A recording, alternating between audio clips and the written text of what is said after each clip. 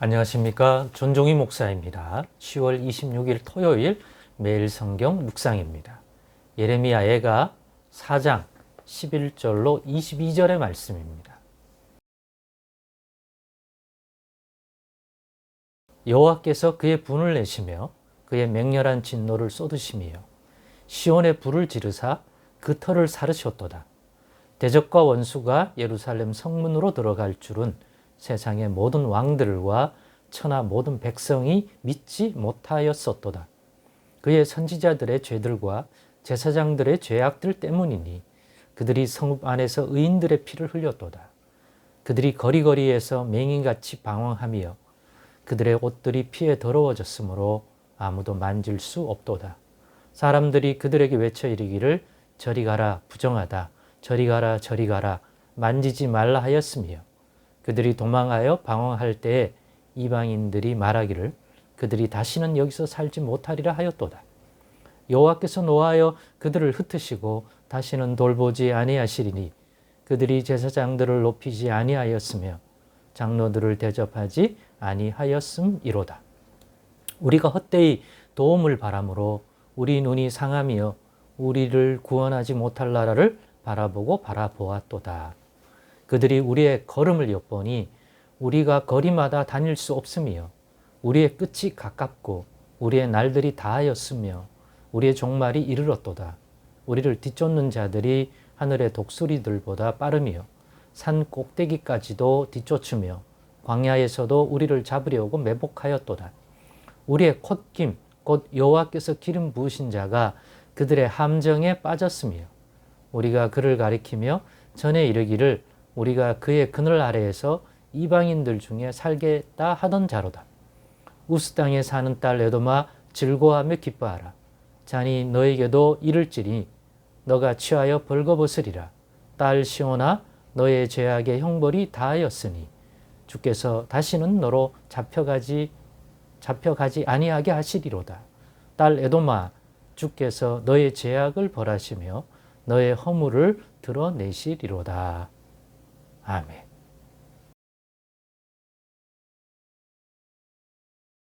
네, 오늘은 너의 죄악의 형벌이 다하였으니 너의 죄악의 형벌이 다하였으니라는 제목으로 묵상 나눔을 갖겠습니다. 오늘 본문 22절에 보면 딸 시온아 너의 죄악의 형벌이 다하였으니 주께서 다시는 너로 사로잡혀 가지 아니하게 하시리로다 라고 이 예레미야 애가 4장의 이 마지막 부분에 예레미야 선지자가 증언하고 있습니다. 즉, 이 심판이 이 예루살렘에 임하는 또 유다에 임하는 심판이 하나님의 백성, 하나님과 언약을 맺어 하나님의 백성으로 세움받은 이 이스라엘 사람들에게는 이 징계와 심판마저도 합력하여 선을 이루게 하시는 하나님이라는 사실을 깨닫게 해주고 있다는 것입니다. 이게 모든 사람의 회복을 의미하는 표현은 아니죠. 지금 당장 예루살렘에 임한 이 심판과 이 징계를 보면 버림받고 멸망받고 그런 모습을 보면서 자기 하나님의 구원의 손길을 얻지 못하는 여호와도 너희를 버렸다. 또 여호와를 욕되게 하려면 너희를 구원할 능력이 없는 신이 너희 하나님이 여호와다. 이렇게 같이 조롱받고 모독받는 이러한 배경이 되는 이 예루살렘의 멸망과 심판이 거기에 대하여 애통하고 애곡하던 예레미야가 그러면서도 이 징계가 이 심판이 끝나는 지점이 있고 끝나는 지점이란 이제는 다시는 회복할 수 없는 그런 상황이라고 이해할 수가 있는데 아니 다 멸망받고 다 무너져 있는데 뭐로 다시 회복하겠습니까? 하나님께서 그런 이 백성을 회복시킬 것이고 남의 나라에 잡혀가 포로민 생활을 하던 그들을 다시 돌아오게 하고 이후로는 절대로 그와 같이 사로잡혀가는 일이 없게 하실 것이다. 그것이 하나님이 자기 백성들을 구원하지 못한다는 욕을 얻어먹어가면서 무지한 자들에게 이런 조롱거리가 이 백성과 함께 되면서까지도 친히 이 예루살렘과 이 백성들을 심판하신, 만약 하나님이 이런 심판, 예루살렘이 멸망당하면 이 백성만 조롱거리가 되는 게 아니라 그들이 믿는다고 했던 그 여호와 하나님도 함께 조롱받고 수치받는 일이 생기게 되는 것을 알면서 이러한 일을 친히, 그들은 깨닫지도 못하겠지만 하나님이 바벨론을 도구로 삼아 이와 같은 심판을 행하신 이유인 거죠. 회복시키는 거죠. 이 백성이 회복된다는 것은 이 백성이 하나님 여호와의 영광도 다시 회복되고 이 백성 가운데 드러나고, 그로 인한 백성들의 삶 속에 하나님의 돌봄의 손길이 다시금 주어지면 이제는 더 이상 그들을 놀릴 자가 없는 거고, 그와 같은 놀라운 회복과 구원을 주신 하나님을 찬양하고 그 영광이 드러나기 때문에 오히려 자신이 믿는 신들을 우상인 줄 알고 우상 버리고 이스라엘 하나님께로 돌아오는 그러한 통로, 그러한 빛의 비추임이 될 것이라는 거죠. 그런 관점에서 전체를 볼 수 있게끔 만들어주는 문구가 딸 시온아, 시온은 예루살렘이죠. 너의 죄악의 형벌이 다하였으니라고 하는, 그 때가 있구나. 그러므로 이 징계와 심판마저도 합력하여 그런 선을 이루게 하시는 하나님이다. 하나님의 스케일을 정말 깨달아야 되고 크게 볼 줄 알아야 됩니다. 우리 인간이 경험하는, 한 인간이 경험하는 이 경험의 세계 속에서만 바라보면 절대로 이게 납득도 안 되고 이런 것이 있을 수 있다는 생각도 안 하고, 정말입니다.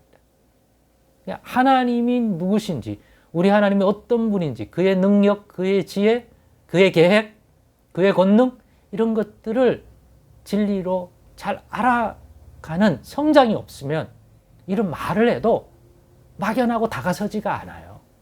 겨자씨 한 알만 같은 믿음이라도 우리 하나님이 누구신지를 알아야 그 구원의 약속도 붙들 수가 있는 거예요.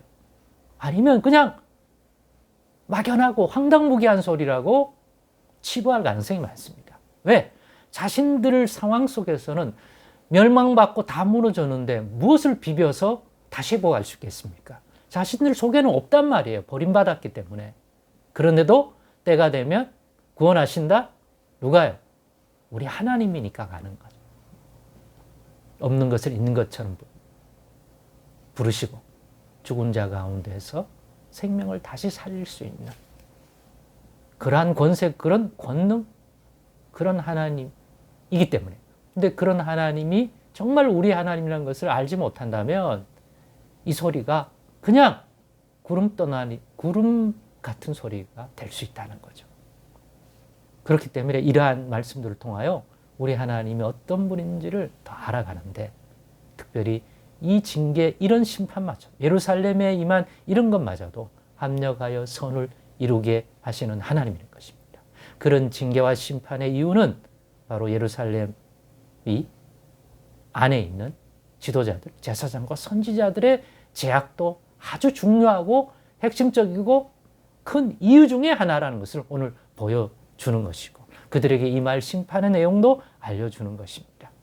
그런데 이런 제약의 심판마저도 하나님과 언약을 맺어 하나님의 백성이 된 이들에게는 합력하여 선을 이루어가는 하나의 큰 과정 중에 하나로 능히 사용하시는 분이 우리 하나님이라고 하는 사실 결코 잊지 마십니다.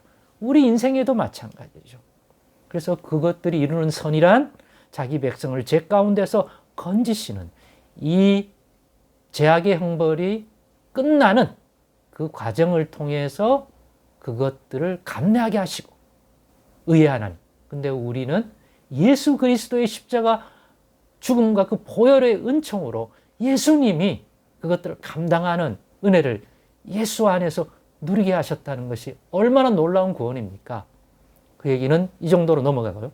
이렇게 하나님의 구원의 손길로서 합력하게 되는 선을 이 징계, 이 심판을 통해서도 하나님은 능히 이루시는 분이다.